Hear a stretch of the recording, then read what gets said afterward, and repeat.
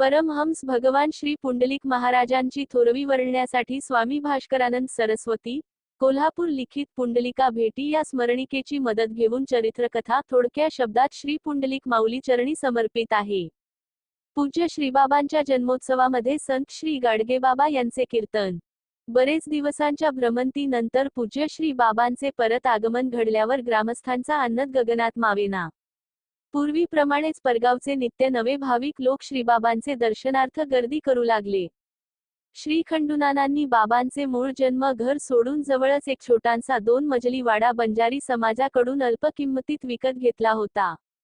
त्याच्यावरील मजल्यावर पूज्य श्री बाबांची गादी असून खालील बाजूस श्री खंडूनाना व बंधू श्री शंकरराव पातोंड आपल्या समस्त कुटुंबियासह राहत होते।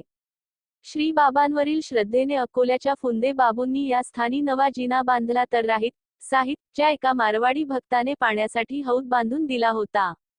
गोरेगावी येणाऱ्या भाविकांना श्री बाबांच्या दर्शनाने तृप्ती न होता आता आपापल्या गावी श्रीबाबांना नेऊन मोठ्या उत्साहात त्यांचे सामूहिक भजनपूजन करण्याची ओढ निर्माण होऊ लागली। त्यातूनच भेंडी महाल येथील श्री शेषराव देशमुख हनुमान जयंतीच्या उत्सवानिमित्त ते बाबांना आदराने घेऊन जात। दहातोंडा तालुका मूर्तिजापूर येथील एक बंजारी भक्त श्री प्रभुदास नाईक इतर ग्रामस्थांसह मेळण्यातून मोठ्या थाटाने श्री बाबांना आपल्या गावी नेऊन उत्सवाचे आयोजन करीत। तसेच कारंजा तालुक्यातील मेहा गावच्या सौ बहिणाबाई कानकिरड यासारखी अनेकानेक भक्तमंडळी प्रेमाने श्री बाबांचा उत्सव आपापल्या गावी करण्यात धन्यता मानत असत। प्रथम पासून श्री बाबांच्या जवळ राहून सेवा करणाऱ्या सद्भक्त श्री काशीनाथ बुवा कुरणखेड यांच्या बरोबरच श्री रामकृष्ण मुळे पळसोकर देवीदास साखरे गाव पागल महाराज अकोली यासारखे निर्मळ मनाचे सेवाधारी आपल्या जीवनाचे सोने घडवित होते। पूज्य श्री बाबांचा महिमा आता सर्वतोमुखी झाल्याने सन 1950 मधील चैत्र शुद्ध पंचमीला त्यांचा 18वा वर्धापन दिन भव्य यात्रोत्सवाने साजरा झाला। या उत्सवात श्री भगवान मुंगसाजी महाराजांचे परमभक्त प्रतिभा संपन्न भक्त कवी श्री घोगले महाराज यांचे प्रवचन झाले। तसेच विशेषतः सुप्रसिद्ध संत श्री बद्रीमबाबा मूर्तिजापूर श्री परशुराम बाबा पिंपळोद श्री नामदेव महाराज सांगळूत श्री अनंत बाबा अकोला श्री दादाजी धुनीवाले तुप टाकळी संत सखुबाई राजाकिनी यासारख्या अनेक सिद्ध विदेही साधू महात्मा समवेतच संत श्री गाडगेबाबा यांचेही आगमन घडले। रात्री आपल्या जाहीर कीर्तनातून संत श्री गाडगेबाबांनी परमहंस श्री पुंडलिक बाबा साक्षात देवच असल्याचे स्पष्टपणे सांगितले। तसेच श्री खंडू नानांना पुनश्च स्वतंत्रपणे भेटून त्यांनी श्री पुंडलिकबाबा देव असल्याचा पुनरुच्चार करीत गोरेगावी न राहता मूर्तिजापूरला श्री बाबांना घेऊन येण्याविषयी आग्रहाने सुचविले।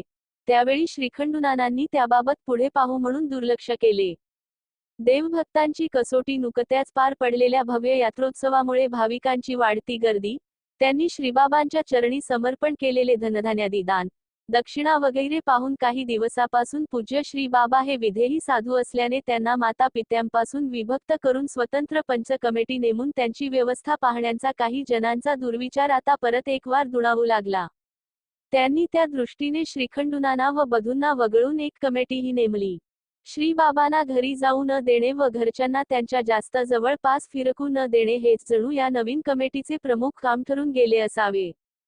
श्री बाबांची कीर्ती पसरून भाविकांची संख्या वाढत होती। तसेच श्री बाबा खरेच अवलिया आहेत की नाहीत हे पाहण्यासाठी त्यांच्या पायावर जळजळते निखारे ठेवणे गरम सराट्यांनी डाग देणे वगैरे अघोरी प्रयोगातून कसोटी घेण्याचे काम काही लोकांनी सुडबुद्धीनेच स्वतःकडे घेतले होते। पूज्य श्री बाबांच्या विषयींच्या निखळ प्रेमातून यासारख्या घटना ऐकून समक्ष भेटीच्या अडथळ्यामुळे श्री खंडूनाना व सौ मंजुळा मातेचे हृदय शतशः विदीर्ण होत असे। पूज्य श्री बाबांची गादी मारुती मंदिरी स्थापून श्री खंडूनानांना मात्र घरातच बंदिस्त करून ठेवले जाई। इतकेच नव्हे तर श्री बाबांच्या दर्शनास घरी आलेल्या भक्तांना त्यांची आई सौ मंजुळाबाई मारहाण करते असाही धादात खोटा आरोप करून पोलीस रिपोर्टही केला गेला। त्यावेळी चौकशीस आलेल्या सब इन्स्पेक्टरला उपस्थित मुसलमान जहागीरदाराने जिच्या पोटी हा महान अवलिया जन्मला ती आई असे कृत्य करील काय स्टार असा खडा सवाल करून सत्याची ओळख करून दिली। श्री खंडूनाना व सौ मंजुळा आईला श्री पुंडलिक बाबा नंतर श्रीनारायण चंद्रकला सुभद्रा विठ्ठल शांता अशी अपत्य लाभली होती। पूज्य श्री बाबांची आपल्या माता पित्यांशी ताटातूट करून बरेच दिवस गेले। श्री खंडू नाना व सौ मंजुळाबाई आपल्या देवतुल्य मुलाला भेटू शकत नसल्याने अंतःकरणात झुरू लागले। पूज्य श्री बाबा तर सर्व काही पाहूनही त्यांच्या अगम्य लीलेनुसार काही काळ स्वस्थ बसले होते. शेवटी एके दिनी अचानक रात्रीच्या वेळी तथाकथित व्यवस्थापकांना निद्रेचे पांघरून घालून पूज्य श्री बाबा घरी परतले. दारावर थाप ऐकून श्री खंडूनानांनी दार उघडले तर दाराशी साक्षात परब्रह्म श्री बाबाच उभे असल्याचे पाहून त्यांना अपार हर्ष झाला. त्यांनी सौ मंजुळा मातेला उठवितात श्री बाबा भूक लागली म्हणू लागले. घरात त्यावेळी अन्नाचा पत्ता नसल्याने मडक्यातील बऱ्याच दिवसांच्या शेवया रांधून लगबगीने सौ मंजुळा मातेने श्री बाबांना प्रेमाने भरविले. ते खाऊन तृप्त झालेले श्री बाबा श्रीखंडूनानांना परगावी नेण्याची व्यवस्था करण्याची गडबड करू लागले. तेव्हा त्यांची आज्ञा लक्षात घेऊन आपले बंधू श्री शंकरराव सद्भक्त श्री पागल महाराज, सांभा महाराज यासह पूज्य श्री बाबांना घेऊन रातोरात लाखपुरी येथे जाण्यास पायवाटेने निघाले. क्रमशः